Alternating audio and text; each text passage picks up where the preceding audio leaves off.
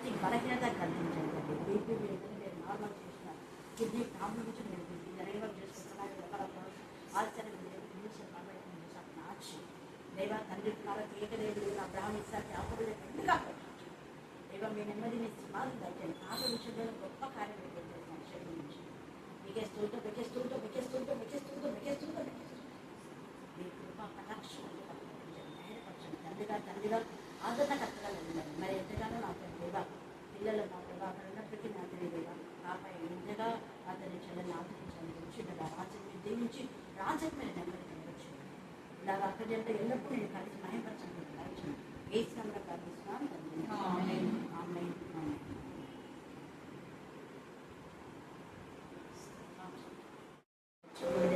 ఎంత గొప్ప కార్యం చేస్తాను ఏదో బిడ్డ కోర్సు పూర్తి చేసుకొని నేను ఈ ఖాళీ సమయంలో ఎక్కువ వాక్యంతో నింపమని ప్రారంభిస్తున్నాను. బిడ్డ జీవితం బ్రైట్ ఫ్యూచర్ మీరు దాయించండి. దుష్టశక్తుల్ని కూడా మీరు లాయపరచండి. దేవ మీకే స్తోత్రం. పెద్ద విషయంలో కూడా మీరు కృప దాయించమని ప్రార్థిస్తున్నాను తండ్రి. దేవ నా ప్రభనాథని మీకు మహిమకరమైన విధానంలో మాట్లాడుకుంటాం. కుమారుడు నా తల్లి రావులు కూడా మీకు జ్ఞానాత్మకమైన కుమారుడు ఎక్కడ పనిచేస్తున్నా నేను కనపరచానికి మీకు దాయించండి. సాధనకి లయపరిచి నేను స్థుతిస్తూ ఏ స్థానంలో ప్రార్థిస్తున్నాం తండ్రి. ఆమేన్. బాగుంది చిన్నప్పుడు ఎంత సంతోషించలేదు అలాంటి సంతోషం దయచేయండి. ఏ స్నానం ప్రార్థిస్తున్నాం తండ్రి. God bless you.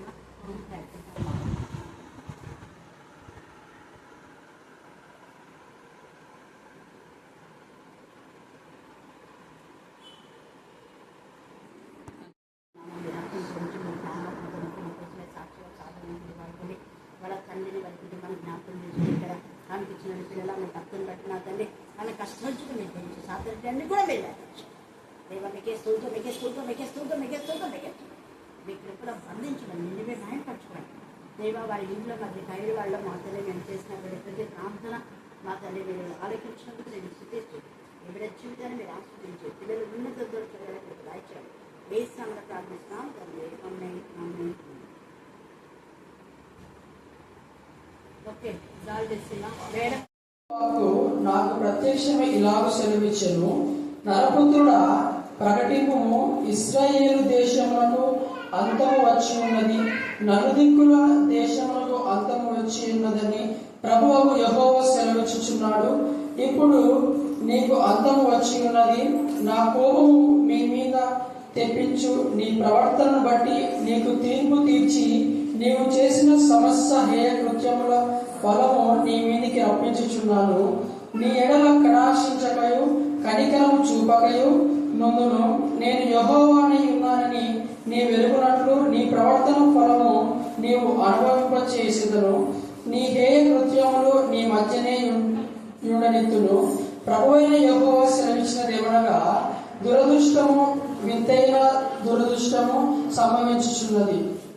దేవుడి లేఖన భాగాన్ని దీవించి ఆస్వాదించుకున్నారు. ఆమేన్ ఆమేన్. దేవా నా తండ్రి మరి మీ గురించి మేము దర్శించండి గృహాలు ప్రత్యేకంగా మీ కరుణాపీఠంలో ఎత్తిపడుతున్నాం తండ్రి. మహిళని మీరు జ్ఞాపకం చేసుకొని ఆమెను వెళ్లాడే బలహీనత భయం అలచడి కలవరం ఏ సమయంలో గర్తించమని ప్రార్థిస్తున్నాం. మరి కుమార్తె మరి ఫ్యామిలీ మరి ఇక్కడికి వచ్చినప్పుడు మీరు వాగ్దానం ఇచ్చి దేవదేవి పూర్తి చేసుకునే ప్రభా కృప దయచేయండి. అలాగే పెద్ద కుమార్తె నా ప్రభ నా తండ్రి మరి యుఎస్ఏలో నా తండ్రి ఉంటుండగా మీ జ్ఞానాత్మతో నింపి నా ప్రభ ఆమె స్టడీస్ కూడా మీ నామంలో మీ రక్తంలో పూర్తి చేసుకుని రావడానికి ఒక మంచి సర్టిఫికేట్ మీరు ఇస్తున్నారు. అందుకు మేము స్తుతిస్తున్నాం. ఆ యొక్క ఉత్తర అమెరికాలో ఉన్నటువంటి నా తండ్రి మా బంధువులు సంబంధికులు అందరినీ కూడా మీరు ఆస్వాదించండి. మీ జ్ఞానాత్మ జరిపి వారి పనులు మీరు తోడుగా ఉండండి. వారికి మీరు క్షేమ స్థితిని దయచేయమని ప్రార్థిస్తున్నాం. అలాగే హైదరాబాద్ లో నా ప్రభా సోదరి రాజకుమారి వారిద్దరి కుమార్తెలు పనిచేస్తుండగా దేవా ఇంటీరియర్ డిజైనర్ గా చిన్న కుమార్తె దేవా మీరు కావాల్సిన సహాయం మీరు దయచేస్తున్నారు. మరి పెద్ద కుమార్తె కూడా కావాల్సిన సహాయం మీరు ఇస్తున్నందుకు వందనాలు స్తోత్రం చెల్లించుకుంటున్నా. అనేక మంది యవ్వన బిడ్డలు మా తండ్రి వాక్యంలో ప్రాంతంలో ఎదగడానికి కృప దయచేస్తున్నారు.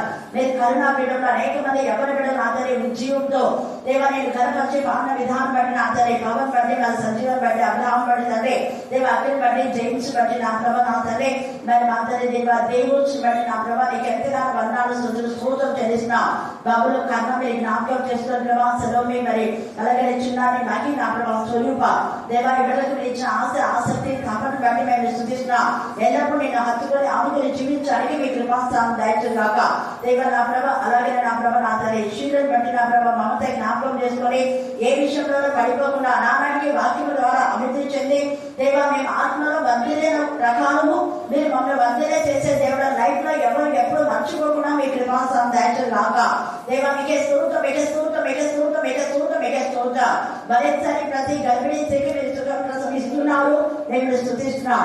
దేవ శాలను దురదృష్టము వింతైన దురదృష్టం అంట. ఏంటి చెప్పండి? మళ్ళీ చెప్పాలా? దురదృష్టము వింతైన దురదృష్టము అని యెహెజ్కేలుతో తండ్రి అయిన దేవుడు తెలియజేస్తున్నాడు.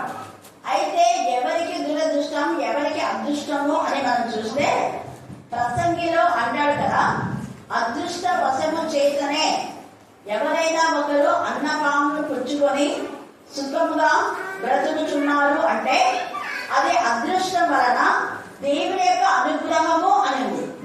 అంటే దేవుని యందు అనుగ్రహం పొందిన వారు ఎవరు దేవుని అనుగ్రహం పొంది ఉంటారు అంటే ఎవరైతే దేవుని యందు భయము భక్తి రెండు, భయం లేకుండా భక్తి ఉన్న వేస్తే, భక్తి లేకుండా భయం ఉన్న వేస్తే. కానీ యెహోవా యందు భయభక్తి గల వాళ్ళు, యెహోవా యందు భయభక్తి గల స్త్రీ కొనియాడబడుతుంది కదా. సామెతలో 30 మీకు అందదా. అలాగనే యెహోవా యందు భయభక్తి కలిగి ఉంటే జ్ఞానములకు మూలం. సామెతలు 1:7. యెహోవా యందు భయభక్తి కలిగి ఉండడము అంటే పరిశుద్ధ దేవుని గురించినటువంటి వివేచన. వివేచనకు అది ఆధారం అని రాయబడింది. అంటే దేవుని గురించి వివేచన అంటే ఏంటా వివేచన? మనం టైం అవుతుంది, వెంటనే వెళ్ళాలి, దేవుని ఆరాధించాలి, స్తుతించాలి, గణపరచాలి, ఒక వివేచన, ఒక ఆలోచన. ఆ విధంగా దైవికమైన తలంపు, ఆ దైవికమైన తలంపు ఆత్మలో ప్రేరేపణ ఉంది కాబట్టి ఇక్కడికి అందరూ మీరు వచ్చారు. హల్లెలూయా, హల్లెలూయా. అయితే దేవుడు అంటే భయం భక్తి లేకుండా దేవుడికి విరోధంగా ఉండే వాళ్ళ ప్రవర్తన ఖచ్చితంగా వాళ్ళ దురదృష్టమయ్యేవాళ్ళు. దేవుని యొక్క అనుగ్రహం వాళ్ళకు ఉండదు. అందుకని వింతైన దురదృష్టం అంటున్నాడు. అంటే ఈ దురదృష్టం ఎలా ఉందంటే ఒక వింతలాగా అంట. 5వ వచనంలో తేటగా చదవండి. 7వ అధ్యాయము యెహెజ్కేలు 5వ వచనం మైకులో చదవండి త్వరగా. ప్రభు అయిన యెహోవా సెలవిచ్చినదేమనగా దురదృష్టము వింతైన దురదృష్టము సంభవించుచున్నది, అంతము వచ్చుచున్నది, అంతము వచ్చుచున్నది, అంతమే వచ్చుచున్నది, అంతమే వచ్చుచున్నది. అది నీ కొరకు కనిపెట్టుచున్నది, అది నీ కొరకు కనిపెట్టుచున్నది. ఇదిగో సమీపమాయెను, ఇదిగో సమీపమాయెను. దేశ నివాసులారా, దేశ నివాసులారా, మీ మీదికి దుర్దినము వచ్చుచున్నది, మీ మీదికి దుర్దినము వచ్చుచున్నది, సమయము వచ్చుచున్నది, సమయము వచ్చుచున్నది, దినము సమీపమాయెను, దినము సమీపమాయెను. ఉత్సాహధ్వని కాదు, ఉత్సాహధ్వని కాదు, శ్రమధ్వనియే, శ్రమ ధ్వనియే పర్వతముల మీద వినబడుచున్నది, పర్వతముల మీద వినబడుచున్నది. ఇంకా కొంతసేపటికి నేను నా క్రోధం నీ మీద కుమ్మరింతును, నీ మీద నా కోపమును నెరవేర్చుచు నీ ప్రవర్తన బట్టి నీకు తీర్పు తీర్చి నీ సమస్త హేయ కృత్యముల ఫలము నీ మీదికి రప్పించదు. తేలిక నీ వ్యక్తిగతంగా ఎవరి ప్రవర్తన ఫలము వాళ్ళు అనుభవించేలా చేస్తారు. నిజంగా మన ప్రవర్తన ఏ విధంగా ఉంది అర్థం చేసుకోవాలి. చాలా మంది యూత్ ఈ రోజు అంటే నేను వెళ్ళిన చూడంతో ఎక్కువగా యూత్ మరి ప్రార్థన చేయించుకుంటుంటారు. ఇక్కడికి నాగాపూర్లో ఇంజనీరింగ్ చేసిన అమ్మాయి వాళ్ళ అక్క యుఎస్ఏలో ఉంది. వాళ్ళు చెప్పే కదా 5 డిస్టిక్లకు అగ్రికల్చర్ ఆఫీసర్ అనమాట. వాళ్ళ ఫ్యామిలీ వచ్చింది. ఆ పాప ఎప్పుడు కూడా స్మైల్ గా ఉంది. అంటే అసలు లైఫ్ లో ఎప్పుడు ఏడ్చినట్టుగా నేను చూడాలి. చిన్నప్పటి నుంచి నాకు తెలుసు, చాలా సంవత్సరాలు. సో ఒక 20 years నేను వాళ్ళని కలవలేదన్నమాట. చిన్నప్పుడు ఆ పిల్లలతో నేను అప్పుడప్పుడు తిరుపతి వెళ్ళి వాళ్ళ ఇంట్లో కూడా చాలా సార్లు నేను స్పెండ్ చేశాను. కానీ 2000 నుంచి నేను వాళ్ళని కలవలా. అయితే 2020లో వచ్చాను వాళ్ళ దగ్గరికి. ఎంతగా ఆ పాప కాలు దిగితేనే ఎట్లా ఏడ్చేసింది అంటే అంత ఏడ్చేసింది. ఇంత ఆనందంగా ఉండే పిల్లకి ఎందుకు ఇంత ఏడుస్తుంది అని ఇంకా లోపలికి వచ్చిన తర్వాత నన్ను పట్టుకొని అక్క పాప కోసం ట్రైన్ చేయరా అనేది. ఏంటమ్మా అంటే పాప ఇప్పుడు ఇంజనీరింగ్ ఫస్ట్ ఇయర్ నాగ్పూర్లో చదువుతా ఉంది. ఒక నిజంగా భయంకరమైనటువంటి విధానంలో ఒక పాప కొన్ని శబ్దాలు వినడం, దురాత్మ తన భయపెట్టి ఎన్ని రోజులు బ్రతకను చచ్చిపోతావు అని ఆ శబ్దాలు. తర్వాత కర్మాఫీఠంలో ప్రార్థన చేసిన ఒకేసారి నేను ప్రార్థన చేసింది. అద్భుత రీతిగా బాగుంది. ఈరోజు సాక్ష్యం కృష్ణవేణి బాగుంది కదా, మయూరి వాళ్ళ పాప శైని ఎంత సంతోషంతో మళ్ళీ ప్రేమ్ చెప్తున్నా. అప్పటి నుంచి ఇంతవరకు కూడా ఏ విధంగా చాలా స్పిరిచువల్ ఆ పాప. నేను ఎందుకు చెప్తున్నా అంటే ఆత్మీయంగా ఉన్నవాళ్ళు ఏ మాత్రం కూడా ఆత్మీయ స్థితి కోల్పోతే వెంటనే సైతం చూస్తారు. గుర్తుపెట్టుకో, చిన్నప్పటి నుంచి ఆత్మీయంగా పెరిగినటువంటి ఫ్యామిలీ వాళ్ళు ప్రతి ఫ్రైడే అక్కడ జరిగేది. కొన్ని సంవత్సరాలుగా దాదాపు అంటే నేను ఇక్కడ గూడూరుకు వచ్చే వరకు కూడా వాళ్ళ దగ్గరనే జరిగేది. వచ్చిన తర్వాత కూడా అప్పుడప్పుడు నేను వెళ్ళేదాన్ని. ఆ తర్వాతనే ఇక్కడ స్టార్ట్ చేయడం జరిగింది. 12 గంటల వరకు రాత్రి 12 దాకా కూడా అంటే నైట్ రేస్, ఎప్పుడు నైట్ రేస్ జరిగేది అక్కడ ఫ్రైడే. ఆ నైట్ రేస్ అంతా 12 దాకా కూడా వచ్చేవాళ్ళు పేషెంట్స్. అంటే అనేకమైన రకరకాల వ్యాధులు గలవాళ్ళు, వేరే వేరే ఊళ్ళ నుంచి కూడా వాళ్ళ ఇల్లంతా నిండిపోయింది. అంత ఆత్మీయంగా ఉన్న వాళ్ళ కుటుంబంలో మరి ఆ పాప ఎందుకగా మా ఫ్యామిలీలో ఈ విధానంలోనే తన అసలు ఎంతగా కృంగిపోయిందో. ఇప్పుడు బాగుంది. వాళ్ళక అమెరికాలో, ఉత్తర అమెరికాలో ఉంది. మీరు ఆ కుటుంబం కోసం ప్రాణం చేయండి. దానికి నేను ఒకటే అన్నా, ఆత్మలో ఎప్పుడు తగ్గిపోతే ఇదే వస్తాయి. ఇప్పుడు మనస్తే వాళ్ళ తల్లి కంటే అలా కాదు, దాని బలహీనతగా నర్వ్స్ వీక్నెస్ గా ఉండింది. ఈరోజు కాల్ చేస్తూ నేను వెళ్ళా. అలాగా నేను అన్నా, వాక్యం బాగా చదువుతున్నామంటే ఉదయం ఒక అధ్యాయం, రాత్రి ఒక అధ్యాయంతో కాదుగా మనం ఒకటితో బ్రతకలేమో, ఎక్కువ వాక్యంతో మనం చదవాలి అనేసి 3వ యోహాను, ప్రియుడా నీ ఆత్మ వర్ధిల్లుచున్న కొలది నువ్వు అన్ని విషయంలో వర్ధిల్లుచు సౌఖ్యంగా ఉంటావు. ఆత్మ ఎంత వర్ధిలతో ఇంకా మనం ఏం చెప్పనవసరం. మళ్ళీ మీ అందరితో చెప్తున్నా, మీరు ఎంత వాక్యం వింటారో, రోజు ఎంత వింటారో, రోజు ఎంత ఎక్కువ చదువుతారో, రోజు ఎంత ధ్యానం చేస్తారు, రోజు ఎంతమందికి దేవుడి గురించి ప్రకటిస్తారు, అన్ని బ్లెస్సింగ్స్ వస్తాయి. కొలత లేకుండా ఎవరి ప్రవర్తన ఫలం దేవుడు అందిస్తారు. గుర్తుపెట్టుకోండి. ఇప్పుడు అన్నాను, ఇంకా నువ్వు జాబ్లో చేరే వరకు కూడా దేవుడిచ్చిన సమయం రోజుకు 20 అధ్యాయాలు కూడా చదువుతామా, చదువు. ఒక అధ్యాయం కండక్ట్ చేసుకో. ఇది నీకు భవిష్యత్తులో నీ వృద్ధుల ఆప్యం వరకు కూడా ఇదే నీకు బ్లెస్సింగ్. నాకు అదే బ్లెస్సింగ్స్. కాబట్టి ఒకప్పుడు కండక్ట్ చేసిన వాక్యాలే ఇప్పుడు నాకు ఆశీర్వాదకరంగా ఉన్నాయి. చెప్పినప్పుడు సంతోషించారు. ఇక్కడ కూడా అంటున్నాడు, వీళ్ళకి ఎందుకు దురదృష్ట మరి సంభవిస్తుందంటే భయం లేదు, నిర్లక్ష్యం అన్నమాట. పోదాంలే, ఈ రోజు కాకుండా రేపు పోదాంలే, ఈ రోజు చదవకుండా రేపు చదువుదాంలే, ఈ రోజు చేయకపోతే రేపు ప్రార్థన చేద్దాంలే, ఇలాగా ఇంకొక రోజు అనుకున్న విధానంలో అపవాది శోధించి పూర్తిగా పడిపోయి వెక్స్ అయిపోయి ఇంకా అప్పుడు దేవుడా దేవుడా దేవుడా అంటే ఏం ప్రయత్నం. అందుకే అంటాడు ఇక్కడ, వింతైన దురదృష్టం అది వాళ్ళు అనుకోని విధానంలో దురదృష్టం సంభవించుచున్నది అన్నాడు కదా. ఇంకా ఎంత చక్కగా అంతం వచ్చుచున్నది. చాలా ఇప్పుడు కూడా మనకి చివరి రోజులు కాబట్టి వేసే రాకల్లో భయంకరమైన భూకంపాలు వస్తాయి, భయపాతాలు ఉంటాయి. అనుకోని విధానంలో ఎక్కడెక్కడో ఏమేమో జరుగుతూ ఉన్నాయి. కొంతమంది అంటే తెలియకుండా ఎక్కడెక్కడో కొనిపోబన్నారని కూడా వార్తలు, అవి ఎంత వాస్తవమో తెలియదు మనకు, కానీ వార్తలు అయితే వినపడుతున్నాయి. తర్వాత భయంకరమైనటువంటి వరదల్లో జపాన్ అంతా కూడా ఎంత హోరెత్తి వరదలు, అసలు జపాన్ ఇంకా పోతుంది అన్న సిచ్యువేషన్ లో ఉండింది. కాబట్టి ఇవన్నీ జరుగుతున్నప్పుడు మనం భయపడి మన ప్రవర్తన సరి చేసుకోవాలి. అది అక్కడ ఎంత వాక్యం విన్నాం, ఎంత వాక్యం చదివినాం, ఎంత మందికి చెప్పామనేది కాదు ముఖ్యం. మరి వాక్యం విని వాక్యం చదువుతా ప్రవర్తన అలాగే ఉంటే ఏమొస్తుంది? దురదృష్టం. వింతైన దురదృష్టం. నువ్వు అనుకోలేని దురదృష్టం ఊహించాలి. కొంతమందిని మనం అనుకుంటాం వీళ్ళు చనిపోరు, ఖచ్చితంగా బ్రతుకుతారని. మన విశ్వాసం ఉంటే సురక్షణ స్త్రీ వాళ్ళ కుమార్తె చావు బ్రతుకు మధ్య ఉంది కదా, ఆమె ఎంత విశ్వాసం కలిగింది, నీకు నేను చేయనమ్మా, నా పిల్లల కోసమే నేను వచ్చాను అని యేసయ్య అన్నా కూడా అన్నాడు. ఎంతసేపు ఒప్పుకోలేదు యేసయ్య. అలాగే మేము పోజాడితే కుక్క పిల్లలకు రొట్టె వేసి చదువుదామంటే మేము కుక్కలమే ప్రభువా, బల్ల కింద పడే ముక్కలన్నా మాకు ఇయ్యరా. వెంటనే నీ విశ్వాసం బట్టి నీ బిడ్డ ఇప్పుడే ఈ టైం ఏ టైం అయితే ఏ టైంలో చెప్పాడో అక్కడ ఎక్కడో ఉంది కుమార్తె కానీ అదే సమయంలో కుమార్తెకు స్వస్థత జరిగింది. చావు బ్రతుకుల మధ్య నుంచి బ్రతికించబడింది.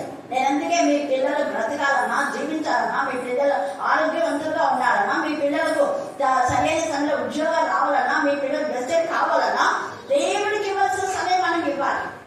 దేవుని సన్నిధిలో మనం ఎంతగా మనం ఉంటామో అంత ఆశీర్వాదాలు. ఆయన ఎవరికి రుణస్తుగాడు. నా సన్నిధిలో ఒక దినం గడపడం 1000 దినముల కంటే శ్రేష్టం. 1000 దినముల కంటే శ్రేష్టం కదని ఒక్కరోజు గడపమని కాదకూడదు. అది కాదు. అంటే నీకు 1000 రోజులు ఆశీర్వాదం. ఒక్క రోజు నువ్వు గడపకపోతే 1000 రోజులు శాపం. ఇంకా మీరే క్యాల్కులేట్ చేస్తారు. ఒక్క రోజు గడిపితే 1000 రోజుల ఆనందం, ఆశీర్వాదం, 1000 రోజుల బలం, 1000 రోజుల నువ్వు సంపాదించే జీవితం కూడా బ్లెస్సెడ్ అవుతుంది. ఒక్క రోజు గడపకపోతే 1000 రోజుల జీతం నష్టమైపోతుంది. 1000 రోజులు అంటే 1000 రోజులు అంటే ఎంత? 3 నెలలు కదా. 3 నెలలు ఇంకా ఎక్కువనే కదా. 3 సంవత్సరాలు బెడ్లో పడాల్సి వస్తుంది. ఇవి క్యాల్కులేట్ చేయక మనమేమి అమ్మ ఒక్క రోజు గడిపితే 1000 రోజులు కదా, ఇంకా చాలా 1000 రోజులు కదా, మళ్ళీ 1000 రోజులు తర్వాత అంటే ఆగాలమ్మా. ఒక్క రోజు గడపకపోతే 1000 రోజుల నష్టం. కాబట్టి మనం ఎప్పుడు కూడా ఆలోచించుకోవాలి. దేవా ఒక్క రోజులో 1000 సంవత్సరాలు లేదా 1000 రోజుల యొక్క ఆశీర్వాదం నాకు వస్తే 1000 సంవత్సరాలు దేవుని సంఘంలో మనం ఉంటాం. ఇక్కడ అనుదినం గడిపితే కొన్ని 1000 సంవత్సరాలు. క్యాలిక్యులేషన్స్ ఇవే. నువ్వు ఇక్కడంటే 100 సంవత్సరాల కంటే ఎక్కువ బతుకావు. 100 సంవత్సరాల్లో ప్రతిదినం మన దేవుని సంఘంలో గడిపితే అక్కడ 100 సంవత్సరాలు ఒకవేళ అంటున్నాడు. అది 30 చనిపోవచ్చు, 40 చనిపోవచ్చు, మేబీ ఎప్పుడైనా చనిపోవచ్చు. కానీ మానవుడి యొక్క ఆయుష్ 70 అన్నాడు, 80 అన్నాడు. ఒకవేళ 100 110 కూడా బ్రతికేయాలి అనుకుందాం. కానీ ఆ సంవత్సరాలు అందరిలో ప్రతిరోజు మానవ దేవుని స్తుతిస్తే అక్కడ ఏమవుతుందంటే యుగాలు, ఎన్ని యుగాలు అన్కౌంటబుల్. అది సీక్రెట్. యుగం అంటే కొన్ని 1000 సంవత్సరాలు అంట. ఇన్ని వేలు రాయదు అక్కడ. కొన్ని వేలు. ఒక యుగం అంటే కొన్ని వేలు. అలాగే ఎన్ని యుగాలు దేవుళ్ళో మనం ఆనందిస్తాం. అలాగే దేవుళ్ళో మనం ఎల్లప్పుడూ ఆనందించడానికి మనం అనుదినము ఆయన గడపడం చేయాలి. ఆయన ద్వారబంధం చేయాలి. ఆయన ఉపదేశాన్ని ఏం చేయాలా వినాలి. ఇక్కడ మనం చూస్తే దావీదు యోనాతాను గురించి మనం చూసుకున్నాం. మీరు ఆ యొక్క 17 నుంచి 20, 21 కూడా చదివితే ఈ యొక్క దావీదును చంపాలని సౌలు ఎంత ప్లాన్లు వేస్తాడు.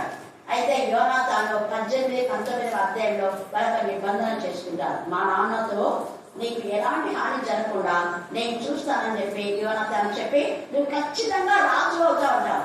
ఆ మాట ఎంత బాగుంది. హల్లెలూయా, హల్లెలూయా. తండ్రేమో దావీదు రాజు కాకుండా యోనాతాను రాజు కావాలని తండ్రి ప్రయత్నం. కానీ కొడుకైన యోనాతాను ఏమంటున్నాడు? నువ్వు ఖచ్చితంగా రాజు అవుతావు.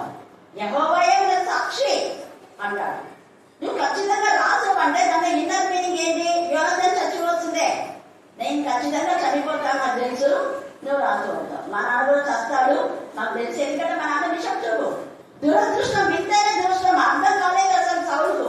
తాను తన ఈట పైన ఏ ఈటనైతే విసిరి దావీదును చంపాలనుకున్నాడో అదే ఈట పైన తను చస్తాడు అన్నది అనుకోలేదు. వింతైన దురదృష్టం. ఒకే రోజు సౌలు యోనాతాను చస్తాడు. ఎంత బాధ. ఇంకొక వ్యక్తి మంచిగా ఉంటాడు, అబ్నేర్ అని. అతని కోసం కూడా దావీదు వెయిట్ చేస్తాడు. హల్లెలూయా, హల్లెలూయా. అలాగే అబ్షాలోము కూడా దావీదును చంపాలనుకుంటాడు, అనుకోడు తను చేస్తాడు. దురదృష్టం అంటే అదే. అయితే నువ్వు దేవుని ఎందుకు భయపెట్టే కదా వాళ్ళను అదృష్టం వెతుక్కుంటూ వస్తుంది. మరి మనం దురదృష్టంలో ఉన్నామా, అదృష్టంలో ఉన్నామా? గొడవకు ఆశించండి. దావీదు రాజు అవుతానని అనుకున్నాడా? అనుకోలేదు. గొలియాతును చంపుతానని అనుకున్నాడా? అనుకోలేదు. అనుకోని విధంగా అదృష్టం వెతుక్కుంటూ వచ్చింది. గొలియాతును చంపాడు. రాజు యొక్క కుమార్తెను వివాహం చేసుకున్నాడు. రాజు కల్లుడైపోయినాడు. ఆ తర్వాత రాజు అయ్యాడు. ఎంత గొప్ప రాజు కావడం పక్కన పెట్టేస్తే రారాజు అయిన యేసయ్యకు ముత్తాత అయిపోయాడు. హల్లెలూయా, హల్లెలూయా. వింతైన అదృష్టం. అయితే ఇక్కడ సౌలు రాజుకేమో దురదృష్టం, వింతైన దురదృష్టం. నిజంగా యోనాతాను చెప్పారు, నీ సంతతికి నా సంతతికి ఎప్పుడు ఒక నిబంధన ఉండడం దాకా అని అనుకుంటారు. 20వ అధ్యాయము 41 నుంచి 48 దాకా చదవాలి. మొదటి సమూయేలు 20, 41 నుంచి 42.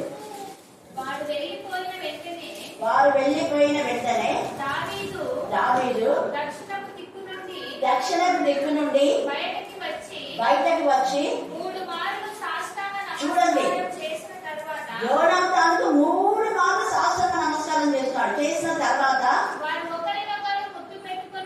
వారు ఒకరినొకరు ముద్దు పెట్టుకొంచు ఏడ్చినారు. వాడు ఎంత ప్రేమ అంటే అంత ప్రేమ. యోనాతాను దావీదు హృదయం కలిసిపోయింది. ఒక భార్య భర్తల కంటే ఎక్కువ, అన్నదమ్ముల కంటే ఎక్కువ, అక్క చెల్లెల కంటే ఎక్కువ. సొంత తండ్రి కడుపులో పుట్టలేదు. తండ్రి పైననే నేరారోపణ చేసేలాగున్నాడు యోనాతాను. చేశాడు కూడా. తన తండ్రి తప్పుని ఎప్పుడు సమర్థించలేదు. ఎందుకు నువ్వు చేసింది అవివేక పనులు, అసలు నీకు విశ్వాస ఘాతుకుడు అన్నట్టు చాలా మంది నాన్న గర్దిస్తారు. ఒకరోజు దూషం చేయలేదు. ఇంకా ముందు అధ్యాయం చదివితే చంపాలని ఎప్పుడైతే సౌలు అనుకుంటాడో ఆ విషయం తెలిసినప్పుడు అమావాస్య కదా భోజనానికి రాలేదన్నప్పుడు చంపాలని ఈట విసినప్పుడు వెంటనే చంపాలనుకున్నాడని తెలిసి అన్నం తినకుండా వెళ్ళిపోతారు. అక్కడ చూడండి యోనాతాను ఎంత ఖర్చు పెట్టుకుంటారు. దావీదు రాజు అవుతాడని తెలుసు. తన యొక్క స్వార్థం లేదు. నిజానికి రాజు కావాల్సింది దావీదే. అందరినీ అక్కడ నిజంగా వాళ్ళ చేతిలో నుంచి కాపాడినటువంటి వ్యక్తి వాళ్ళ నాన్న కాపాడలేదు, ఎవరు కాపాడలేదు. యాక్చువల్ గా రాజు ఉండే అర్హత దావీదుదే. న్యాయయుక్తంగా ఆలోచించాలి, తను రాజ్యం గురించి ఆలోచించాలి. అందుకే ఇక్కడ ఏడ్చిస్తున్నారు ఇద్దరు. అప్పుడు దేవుడే మనకు సాక్షి అన్నాడు. 42 మీరు చదివితే అక్కడ దేవుడు నీకు నాకు సాక్షి అనే మాట ఉంది. తర్వాత చదువుకోండి. అదే 20వ అధ్యాయం 34లో ఉంది. తర్వాత మొదటి సమయాలు 17వ అధ్యాయం 7వ వచనం 10వ వచనం 14వ వచనం కూడా చదువుకోండి. ఎవరి ప్రవర్తన ఇక్కడ యోనాతాను యథార్థంగా ప్రవర్తించి యెహోవాయే మనకు సాక్షి అన్నారు. నీ సంతతికి నా సంతతికి ఆయన తోడన్నందుకు వాళ్ళ సంతతికి తగిన ప్రతిఫలం దేవుడిచ్చాడు. ప్రవర్తన ఫలం.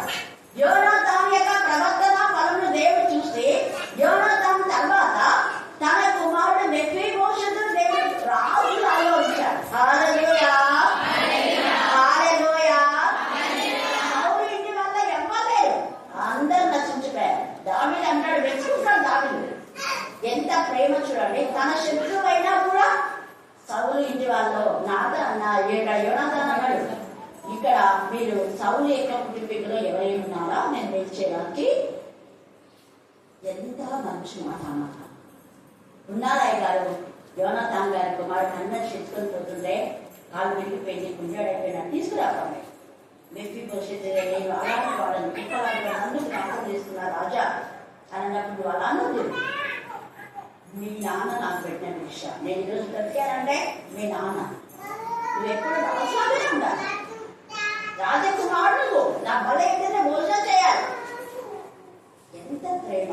యోనాతాను యొక్క కుమారుడు అంటే సంతోషం పడలేకపోయింది దావీదు. ఇలాగ దేవా నేను కృతజ్ఞత చూపించుకోవడానికి, లేకపోతే దుఃఖిస్తున్నాను అయ్యో నేను ఎలాగ కృతజ్ఞత చూపించాలి. మనం కూడా చేసిన వేళ్లకు ప్రతిగా కృతజ్ఞత కలిగి ఉండాలి. దేవుడు మన నుంచి కోరేది అదే.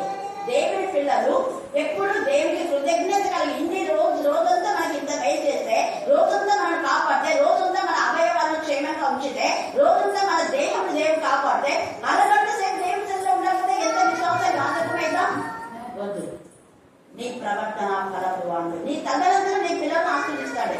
మెఫీబోషెతు అలా ఆశ్రయించబడతారని యోనాతాను అనుకోలేదు. కానీ దేవుడికి తెలుసు, దేవా నేను మంచి చేస్తే నా పిల్లలు మంచి జరుగుతుంది.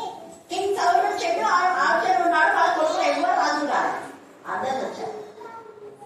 యోనాతాను మంచుడే. యోనాతాను మంచుడైనా తండ్రి పాపము యోనాతాను బొడిలో పోయేవాడు.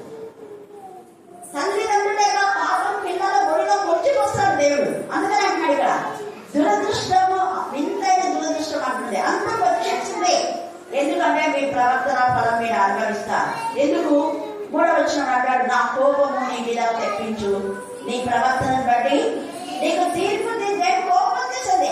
ఫరో ప్రవర్తన క్షమించరానిది. అందుకని దేవుడు తీర్పు తీర్చాడు. మొత్తం వాళ్ళందరూ కూడా సెకండ్లో సముద్రంలో నాశనం అయిపోయారు. నాశనం నశించాల్సిందే.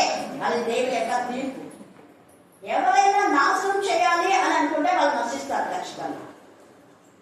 అలాగే హేరోదు కూడా అలాగే క్రూరమైనటువంటి ప్రవర్తన. తండ్రినే చంపాలనుకున్న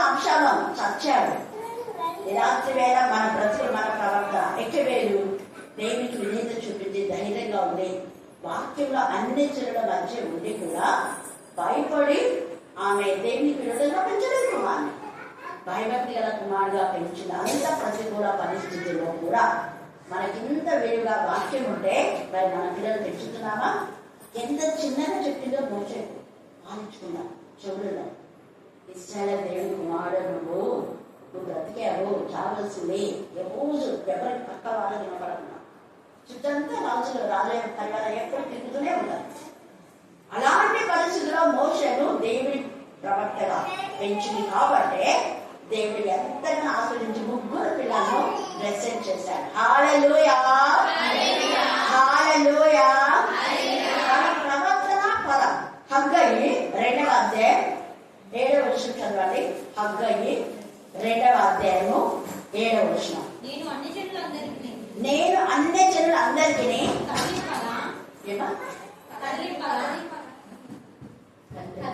కదలింపగా అన్ని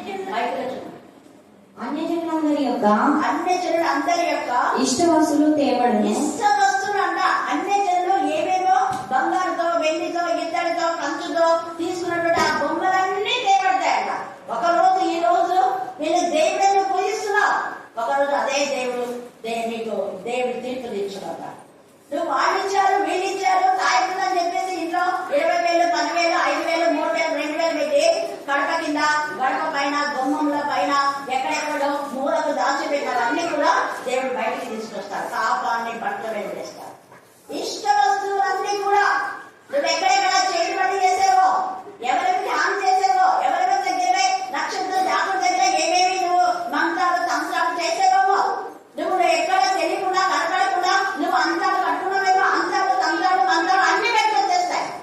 నువ్వు అంతాలు తంత్రాలు చేసి సిగ్గుడకుండా దేవుడి మందిరంలో ఎలాగా దేవుడు పని చేశావన్నాడు. అన్ని జనులు నువ్వు దేవుడి జగా ప్రజగా ఉన్నావా, ఇంకా అన్ని జనులుగా ఉన్నావా? అన్ని జనులు అందరినీ దేవుడు తీర్పుదించబడతాడు. అదృష్టం కాదు, దురదృష్టం, వింతైన దురదృష్టం. అన్ని జనుల యొక్క దేశంలో పాటిస్తాడు దేవుడు. అన్ని జనుల యొక్క ప్రవాసములను, పట్టణాలను, వాళ్ళ స్థలాలను, ఇష్ట వస్తువులు అన్ని ఏమైతున్నాయంట దేవుడు ఇష్టంగా పడుతున్నాడు. దగ్గరకు ఓయమా ఇష్టంగా పోయి తాయిలు తెచ్చుకొని పట్టుకుంటుంటారు. ఇంకా అయిపోయి బాగుంటుంది. లోపల రోగం బయటికి తాయితుంటే రోగం వస్తా, ఒక రోగానికి 10 రోగాలు వస్తాయి. అది ఎవరు చేస్తున్నారు అంటే వాక్యం తెలిసిన వాళ్ళే, మందిరాలకు పోయే వాళ్ళే, ప్రార్థన చేసే వాళ్ళే. చూడండి, ఇష్ట వస్తువులన్నీ తేబడి. చూడమా, నేను ఈ మందిరమును మహిమతో నింపుదు. మహిమతో ఎప్పుడైతే ఈ అన్ని జనులందరినీ తొలగించి దేవుడు తన మందిరాన్ని మహిమతో నింపుతాడు. తన బిడ్డలతో, నిజంగా తన యొక్క భయభక్తి గల బిడ్డలతో ఉండేదే మందిరం. హల్లెలూయా, హల్లెలూయా. ఆ యొక్క మందిరం యొక్క మహిమ మించేలా దేవుడు చేస్తాడు. మన హృదయమే దేవుడి యొక్క ఆలయం. నీ హృదయమే దేవుడి మందిరం. మరి మన హృదయం అనే మందిరముకు దురదృష్టం, వింతైన దృష్టం సంభవించకుండా అదృష్టం సంభవించరాగా. అదృష్టం ఒకటే, దేవుడు అక్కడ సమీపంగా ఉంది. మనం ఎత్తబడే గుంపులో మనం ఉండాలి.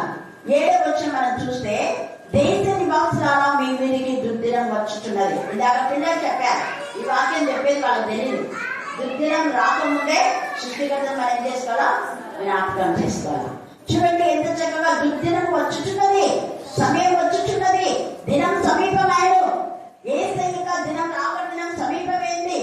ఉత్సాహధ్వని కాదది, ఏ ధ్వని అన్నా శ్రమ ధ్వని. పర్వతంలో మీద వినబడుచున్నది. ఇంకా కొంతసేపటికి నేను నా క్రోధం నీ మీద ప్రమాదించును, నీ మీద నా కోపము నెరవేర్చుచు నీ ప్రవర్తన బట్టి నీకు తీర్పు తీర్చి నీ సమస్త హేయ కృత్యముల ఫలము నీ మీదికి రప్పించను. నువ్వు దౌర్జన్యంగా బలత్కారంతో ఏమేం చేసావు అవన్నీ 10వ వచనంలో ఉంది. చదవండి 10వ వచనం. ఇదిగో ఇదే ఆ దినము, అది వచ్చే ఉన్నది, ఆ దుర్దినము ఉదయించుచున్నది, ఆ దుర్దినము ఉదయించుచున్నది, ఆ దండము పూచి ఉన్నది, ఆ దండము పూచి ఉన్నది, ఆ గర్వము చిగురించున్నది, ఆ గర్వము చిగురించున్నది.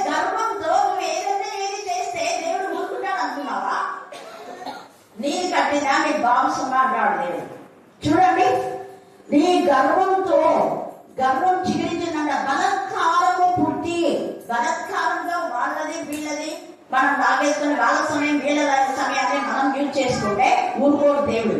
అందుకే అంటున్నాడు, బలత్కారము పుట్టి దుష్టులను దండించునదాయను. దేవుడు దండిస్తాడు. ఒకరోజు నువ్వు చేసేది అసహ్యమైన పని, నేను చేసేది దేవుడి పని నువ్వు అనుకున్నావు. చౌలాగా అన్నాడు కదా, దేవుడిని శాంతిగా చేయాలని ప్రభువుల యుద్ధం తెచ్చి నేను బలిస్తున్నాను అంటే దేవుడిని బలి కోరటం లేదు. దేవుని ఆజ్ఞను అతిక్రమించావు. ఒక క్రమం ఉంది, క్రమాన్ని పాటించలేదు. మీరు క్రమాన్ని నిర్లక్ష్య పెట్టి మీరు చేసేవన్నీ మంచివని మీరు అనుకున్నారు. కానీ దేవుడు కదా, దేవుడు మీ ముందు అన్ని పెట్టి వరుసలో పెట్టి దేవుడు అడుగుతాడు లెక్కలు. ఆ లెక్కల్లో మనం సరిగా ఉండాలి. అందుకని ఇక్కడ అంటున్నాడు చూడండి, వారిలో నైనను, వారి గుంపులోనైనను, వారి ఆస్తిలోనైనా, వారికి ఉన్న ప్రభావంలోనైనా ఏమీ శేషింపదు. ఏది కూడా కాలం వచ్చుతున్నది, దినము సమీపమైనను, వారి సమూహం అంతటి మీద ఉగ్రత నిలిచి ఉన్నది. కనుక కొను వారికి సంతోషం ఉండ పని లేదు, అమ్మవారికి దుఃఖం ఉండ పని లేదు. అది దేవా, నువ్వు నాకు ఇచ్చిన జీవితాన్ని బట్టి నీకు స్తోత్రమని అనుదినము దేవుని మనం ఆరాధించి దోషులు కాకుండా దేవునికి ఇష్టంగా ఉండాలి. దేవుడు ఎన్నికల భాగాన్ని దీవించి ఆశీర్వదించుగాక. ఆమేన్, ఆమేన్, ఆమేన్. ప్రార్థన. అరుణమ్మ ప్రార్థన. మాది మోసుకి మా ఫ్యాన్ల వాళ్ళు వచ్చి అడిగినప్పుడు 2 సంవత్సరాలు మాకు తీసుకెళ్ళాలని అడిగినారు. అంతకంటే ముందు మేము ఆ సంవత్సరంలోనే మరి మేము అనుకున్నాము, మాకు 1,00,000 రూపాయలు కావాలి, ఒక 5 ఏళ్ళు చేకూర్తకి వేసుకుంటే ఎవరన్నా ఉంటే బాగుంటుందని నేను నా కొడుకు ఒకటే ఆలోచించుకునే వాళ్ళం అన్నమాట. అనుకున్నప్పుడు దేవుడు ఎంతగానో ప్రార్థన చేసి నాకు దేవుడిని అడిగినప్పుడు దేవుడు ఎంతగానో మేము 5 సంవత్సరాలు గుర్తకి ఇవ్వనప్పటికీ మరి 2 సంవత్సరాలకే నీకు డబ్బులు 4,00,000 రూపాయలు వస్తే దేవుడు సహాయం చేసినాడు. మాకు రావాల్సిన వాళ్ళు కొంతమంది మా బంధువులే సొంతములే మాకు డబ్బులు ఇవ్వము అని 3 ఏళ్ళు 4 ఏళ్ళు అసలు డబ్బులు ఇవ్వకుండా, ఒక నెలకి అసలు డబ్బులు ఇవ్వకుండా ఉన్నప్పుడు వాళ్ళ విషయంలో కూడా మేము దేవుని కోసం పెడతాం ప్రార్థన చేసి అనుకున్నప్పుడు వాళ్ళందరికీ వాళ్ళే మాకు 50,000 ఇవ్వాల్సిందే, 50కి 50 లక్ష రూపాయలు తెచ్చి ఇచ్చినారు ఇంటికాడికి. అవి వచ్చిన తర్వాత మళ్ళీ ఇప్పుడు 2 సంవత్సరాలు మేము పంట సరిగేసుకోలేదు. అయినప్పటికీ ఇప్పుడు 3వ సంవత్సరంలో పంట వేసుకున్నాం. దేవా మేము మాకు ఇవే సాయం చేయదేవా అన్నప్పుడు అప్పుడు పొలము మా వాళ్ళ అవసరం ఉన్నప్పుడు వాళ్ళు మా ఇంటికి వచ్చి మమ్మల్ని ఎంతగానో మరి వాళ్ళ అవసరానికి వాళ్ళు వాడుతున్నారు. కానీ ఇప్పుడు మొదటి విషయంలో మాకు హెల్ప్ ఎవరు చేయలేదు. కానీ మేము ఎంతగానో దేవుడికి ప్రార్థన చేసినప్పుడు దేవుడు ఎంతగానో మరి కృప చూపించి మరి మాకు మొదటి తోలుకున్న విషయంలో కూడా సహాయం చేశారు. అక్కడికి వచ్చేటప్పుడు అక్క కూడా ప్రార్థన చేసి మా కోసం ఎంతగానో ప్రార్థన చేసినప్పుడు దేవుడు అక్క ప్రార్థన కూడా విన్నాడు. విని మాకు ఎంతగానో మరి ఆ మొదటి విషయంలో మాకు తెలియకుండా మా సొంత వాళ్ళే మాకు తెలియకుండా పొలాన్ని మొదటి వేరే వాళ్ళకి ఇచ్చుకున్నప్పుడు ఎవరు వేరే వాళ్ళని పంపించి దేవుడిని పంపించిన 5 చుట్టూ దొరుకుతున్నారు. నాకు తెలియదు, నేను పొలాన్ని పెట్టి గుంతపడిందంట. ఎందుకు మేము గుంతపడిందంటే రోడ్డుతో వేసుకొని పెట్టాలి, మనం కావులు బండి లేకపోతే మరి మనల్ని అడుగుతారు కదా వాళ్ళు మోసించిన వాళ్ళు అని మేము అనుకున్నాం. కానీ ఇంటి దగ్గర చూస్తే తీరా మా సొంత వాళ్ళే. తర్వాత వాళ్ళని అరిస్తే మనం తర్వాత మాకు డబ్బులు తెచ్చిచ్చినారు, కొంచెం ఒక పావులంతా తెచ్చిచ్చినారు. అయినప్పటికీ మరి తర్వాత ఏం దేవా నువ్వే మాకు సహాయం చేయదేవా, మాకు 20,000 వస్తే బాగా పొలం శుభ్రం చేసుకుని కావాలగా దేవా అని నేను నాకు మనం ప్రార్థన చేస్తున్నప్పుడు ఆయన వచ్చి ఆరోగ్య మాకు 20,000 అని మేము అనుకుంటే ఆయన 35,000 మాకు చేతికి ఇచ్చినాడు. ఎంతగానో అంత చేతికి అన్ని శుభ్రం చేసి ఇచ్చినాడు. మాకు పంట వేసుకోవచ్చు. ఇప్పుడు ఈ రోజు కూడా మేము పొలాన్ని వెళ్ళి ప్రార్థన చేసుకొని మరి పొలంలో రాళ్ళు అన్నీ వేసుకున్నాము. కానీ ఎప్పటికైనా దేవుడికి మరి ప్రతి విషయంలో ఏమాత్రం మా ఇద్దరం కలిసి ప్రార్థన చేసుకున్నాము. అదంతా సహవాసం ఎక్కడికి వచ్చిందంటే మరి ఆత్మీయ కళ్యాణప్ప గారిగా మమ్మీ వల్ల నేర్చుకునగలం. ప్రతిదీ మనం ప్రార్థన చేసుకొని మనం మొదలు పెట్టినప్పుడు దేవుడు ఎంతగానో ఇవాళ కాకపోయినా రేపైనా సహాయం చేస్తాననే విశ్వాసం నాకు బలపడింది. మరి మా విషయంలో మాకున్న అవసరాలలో ఎట్లా తీర్చేదేవా, ఈ నెల జీతం రాలేదని నేను దేవుని అనుకున్నప్పుడు ఆయన ఎంతగానో మరి సగం అసలు మోసి తోలకుందే మాకు కొంచెం డబ్బులు ఇచ్చాడు. తోలినాక మళ్ళీ అంతా మొత్తం ఇచ్చినాడు. మాకున్న అవసరాలన్నీ తీరిగా మాకు డబ్బులు వెళ్ళినాయి. కాబట్టి దేవుడికి ఎంత సిద్ధించినా తక్కువే. దేవుడి సాక్ష్యం జీవించిందాక అక్కగా నీ పాదములకు వందనాలు స్తుతులు స్తోత్రములు చెల్లిస్తున్నామయ్యా. అక్కడ చెప్పినైనా ఆత్మీయ మాటలైనా ప్రతి బిడ్డలో వేసుకునే జ్ఞానాన్ని నేర్పించండి, సహాయం చేయండి అయ్యా. దేవా, భయంకరమైన దినాలు వచ్చుచుండగానైనా ప్రతి బిడ్డతో మీరే మాట్లాడండి, సహాయం చేయండి అయ్యా. ఈ రాత్రికాల సమయంలోనైనా ఇంకానైనా హింసవ్వలేనైనా మా జీవితాలను మేము పరీక్షించుకొని నిన్ను ఆరాధించే జ్ఞానాన్ని నేర్పించండి, సహాయం చేయండి అయ్యా. నీ పాదంలో వందనాలు, స్తుతులు, స్తోత్రములు చెల్లించుకుంటున్నామయ్యా. ఎక్కడ ఇద్దరు ముగ్గురు కూడి నా నామాన్ని ధ్యానించరో వారి మధ్య నిండుదలని సెలవుచున్నా దేవా. మా మధ్యలో మీరే ఉండి నైనా మహిమ పొందమని అడుగుతున్నామయ్యా. దేవా నైనా నా మందిరానికి పోయినప్పుడు మీ ప్రవర్తన జాగ్రత్తగా చూసుకోనని సెలవుచున్నా దేవా. దేవా ప్రతి బిడ్డ హృదయంనైనా ఏ విధంగా ఉందోనైనా నీకు మాత్రమే తెలిసిన ప్రభా, నీ కృపలో జ్ఞాపకం చేసుకుని అడుగుతున్నామయ్యా. దేవా ఎంతమంది బిడ్డలకైతేనైనా ఎన్ని సమస్యలు ఉన్నావునైనా ప్రతి సమస్యనైనా నెరవేర్చమని అడుగుతున్నామయ్యా. దేవా నీ చిత్తానుసారంగానైనా ఇంకా మంచి వాతావరణాన్ని దయచేయండి, సహాయం చేయాలయ్యా. ఇటువంటి కూడికలు ఎక్కడెక్కడైతే జరుగుతున్నావో అక్కడ మీరుండండి, సహాయం చేయండి దేవా. ప్రతి యవనస్తుని యవన కుమార్తెనైనా దీవించండి, ఆశీర్వదించండి దేవా. ఇక్కడనైనా మేము ఎంతో మంది కూడి ఉండాలైనా చిన్న మందగా కూడుకొని నిన్ను ఆరాధిస్తున్నా నీ కృపలో జ్ఞాపకం చేస్తున్నాయా. ఇంకా నీ శక్తిని, నీ బలాన్ని, నీ జ్ఞానమును దయచేయండియా. ఇంకానైనా ఎన్ని గ్రామాలు, ఎన్ని దేశాలు, ఎన్ని పల్లెలు తిరుగుతుందన్న ప్రభా దేవా. అలసినప్పటికైనా నీ శక్తితో, నీ ఆత్మతో, నీ పరిశుద్ధాత్మతో నింపండి, సహాయం చేయండి నైనా. నీ పాదములకు వందనాలు, స్తుతులు, స్తోత్రములు చెల్లించుకుంటున్నామయ్యా. నీకే వందనములు, స్తుతులు, స్తోత్రములు చెల్లించుకుంటూ ఈ రాత్రినైనా ఈ చిన్న మందరిని దీవించి ఆస్వాదించమని, నీ నామానికి మహిమ, ఘనత, కీర్తి, ప్రభావం కలిగించుకోమని యేసు పరిశుద్ధ నామమున ప్రార్థించి వెళ్తున్న పరమ తండ్రి.